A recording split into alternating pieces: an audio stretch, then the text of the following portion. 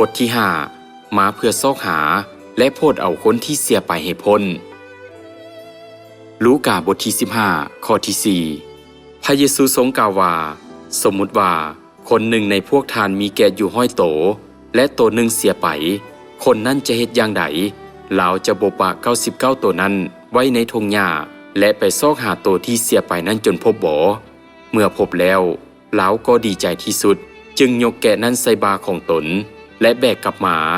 เมื่อฮอดเฮือนแล้วลาวก็จะเอิ้นบรรดามิตรสหายและเพื่อนบ้านของตนมาและว่าค่อยดีใจหลายเพราะค่อยได้พบแกะของค่อยที่เสียไปจงร่วมกันฉลองเถาะในทำนองเดียวกันนั่นแหละเฮาบอกทานทั้งหลายว่าในสวรรค์จะมีความสมชื่นยินดีหลายที่คนบาปผู้หนึ่งกลับใจเศร้าเฮ็ดบาปกลัวคนน่านับถือ99คนที่บ่ต้องการกลับใจเศร้าเฮ็ดบาปถ้าแปลพระคำข้างถึงอย่างถูกต้องแล้วคนน่านับถือ99คนที่บ่ต้องการกลับใจเศร้าเฮ็ดบาปแม่นบรรดาทูตสวรรค์ในสวรรค์ที่ถูกเอิ้นว่าบรรดาลูกชายของพระเจ้าในคำอุปมาเรื่องแกะที่เสียการซอกหาแกะตัวหนึ่งคนบาปคนหนึ่ง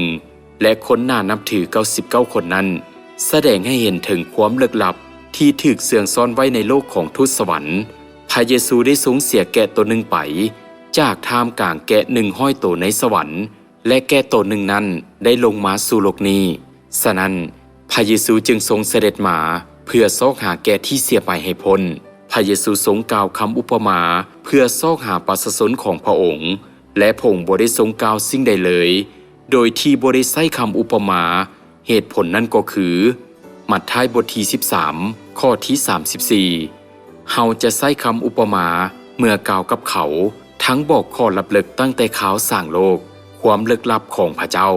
ที่ถูกเสื่องซ่อนไว้ตั้งแต่ข่าวสร้างโลกแม่นแผนการแห่งการไถ่บาปที่ทรงเลือกพวกเฮาในโลกของทูตสวรรค์พระเยซูทรงกล่าวว่า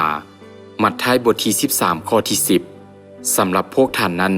พระเจ้าโปรดให้พวกท่านได้รับทราบความลับลึกแห่งอาณาจักรสวรรค์แต่พวกเขานั้นบ่ได้รับหรือมัทธิวบทที่13ข้อที่14ดังนั้นจึงเป็นจริงตามที่ผู้ประกาศพระคำเอสยาห์ได้กล่าวไว้ว่า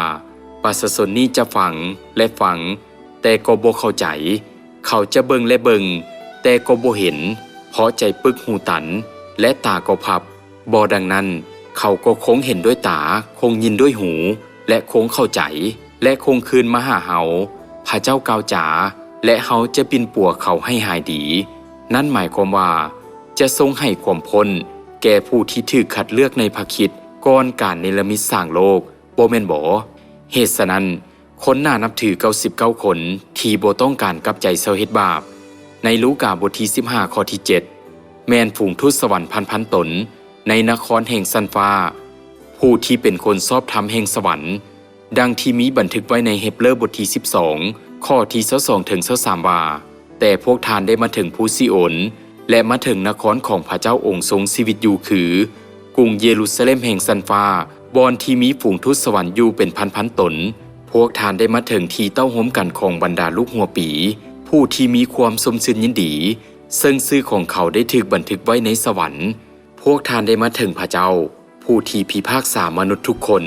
และมาถึงจิตวิญญาณของบรรดาคนชอบธรรมผู้ที่พระเจ้าเฮ็ดให้เป็นคนดีครบถ้วนเกี่ยวกับการถูกคัดเลือกไว้แล้วนั้นมีบางคนได้ทดลองพระเจ้าโดยกล่าวว่า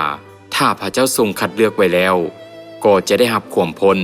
แต่ถ้าพระเจ้าบ่ได้ทรงคัดเลือกไว้แล้วก็จะบ่ได้รับความพ้น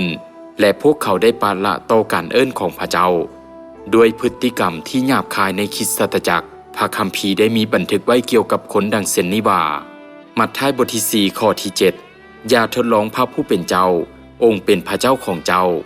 การที่พระเจ้าได้ทรงคัดเลือกพวกเขาตั้งแต่ก่อนเนรมิตสร้างโลกนั้นบ่แม่นเพราะว่าพระองค์ทรงจำเป็นพวกเขาแต่เพราะทรงสงสารพวกเขา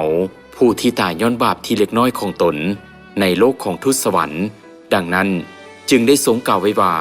พระนิมิตบทที่2ข้อที่10จงสัตย์ซื่อต่อเฮาจนถึงมื้อตายและเฮาก็จะมอบพวงมาลัยแห่งชีวิตให้แก่เจ้าแต่ถ้าประชาชนที่ถูกเลือกไว้ได้กบฏด้วยพฤติกรรมที่เกินขอบเขตโดยมีความคิดที่หยาบคายในท้ายสุดพวกเขาก็จะถูกขับไล่ออกไปและตำแหน่งของพวกเขานั้นจะถูกญาติเอาไป โดยผู้ที่พยายามไปสู่สวรรค์ด้วยจิตใจห้อนหนถึงแม้นว่า